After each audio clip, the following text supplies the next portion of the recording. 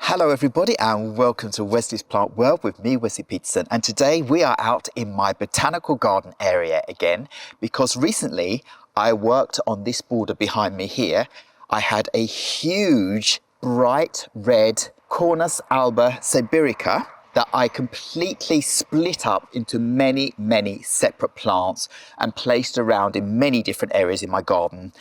Some of the stems I placed back into the ground here in between my evergreen plants to see if they will flush out and grow as new plants. And here at the front I have these Cotoneaster that I haven't really enjoyed in this position very much. They are a wonderful plant, but I want to put them out in the woodland area of my garden because, as you can see, during the winter months, it's the middle of February now, 2025, and these plants, they're devoid of colour. They're just brown. But they are absolutely amazing during the summer. They get lovely green leaves all over. They get lovely white pinkish flowers on them, small, very small flowers. And then they get these lovely red berries all over. And they turn bright red in the autumn. So they give so much interest to the garden. They are absolutely fantastic. And that is why they will be beautiful in my forest area, so that they can give different contrasts of colour in the autumn, and then they'll fade out with everything else out there until the next season. And these plants, they can grow to around 2 meters tall. And here, in this position I have them in here, I've been pruning them back to keep them within my border. But I want to let them go free and grow to the 2 meters tall and thicken out and become lovely, beautiful plants, so that I can see these tall red mounds during the autumn season and all of the green during the summer. So what I'm going to do is get these root balls up here, see how many I have, and then spread them out sporadically in one specific area of my crystal woods part of the garden. So I'm just going to get on with this. So I've just got my wheelbarrow here, my old rickety wheelbarrow that has seen better days but still does the job for me. And that's there on the side, and I will just start getting these root balls up out of the ground. Wow, they're solid in there. Start on this side instead, I think. Well, I have more space. Twigs and sticks in the way. So let's see what we can do here. Here we go. Oh, wow. Talk about solid. There's my first plant. Here it comes. All its lovely roots. Second plant. I'm glad that they're coming up with lovely long roots, which means they're going to be able to re-establish themselves very easily in the woodland area of my garden. Look at that. Big root ball. Perfect. That's 3 plants that have come up already. Here I have 2 separate plants actually. Let's do this in the border actually so we don't get dirt all over the place. 2 separate plants. Oh, yes. With big root balls. Look at those. That's fantastic. 1, 2, 3, 4, 5 plants now already.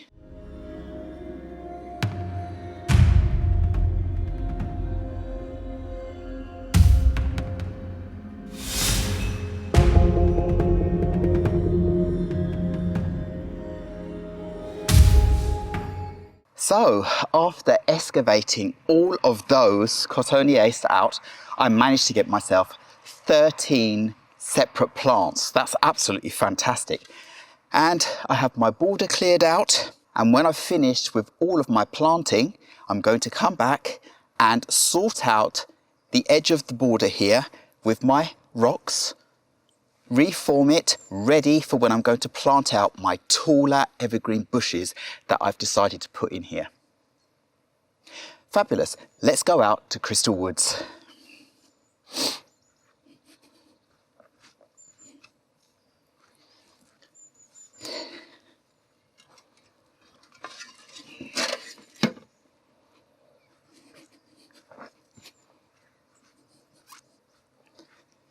So right, here we are in the Crystal Woods area of my garden, And the border that I'm going to be placing out my Cotoneaster is called Oval Garden number 2. So it's right in here, and I have this huge expanse that I need more plants in, and I want it to look like a wild garden. So these plants are so perfect to just place in around and about wherever I feel like it. So I'm just going to get on with it.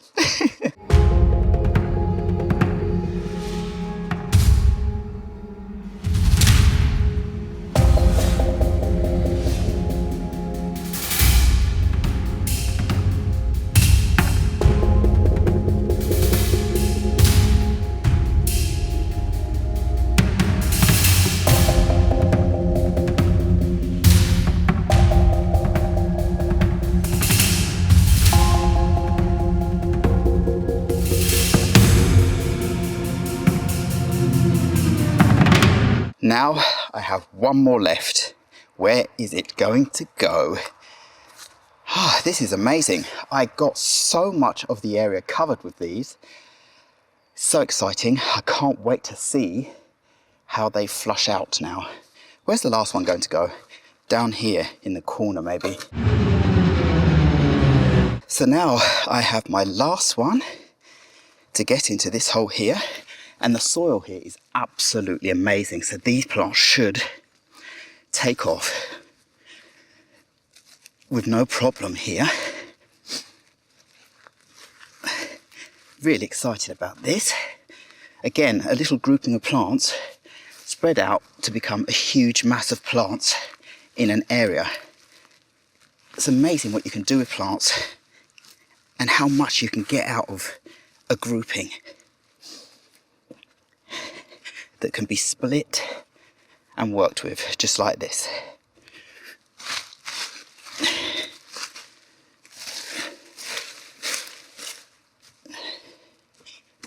So every single one of them, I've given a covering of leaves because there will be more frost to come, but these are hardy plants, so they'll be fine. So right, now that I've got all of these plants planted, I'm ready to go back to my border and sort out my rocks to make a nice new border shape. So with all of my plants planted out there in Oval Garden, I am now ready to extend out my border, and I'm just going to use the rocks that I have here for now just to give me the outline, but later on I will be switching it up because I have some much larger rocks that I want to put here marking the front, but I can't move them on my own right now because they're very big and heavy, so I need to wait for help. But I can move the ones I have for now just to get the shape, and this is always so exciting, I think. So basically I pull out what I have and rearrange them.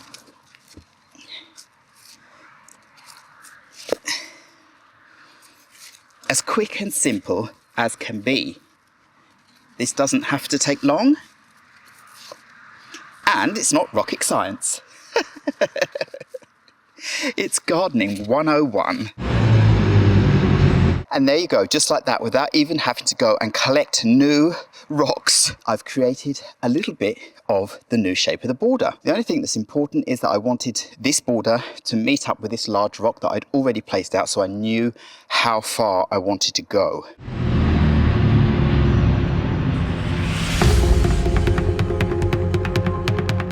So just like that, I've used the rocks that I already had around the little bit smaller border and extended them out. Actually, I borrowed just one rock from the border behind me, but only one.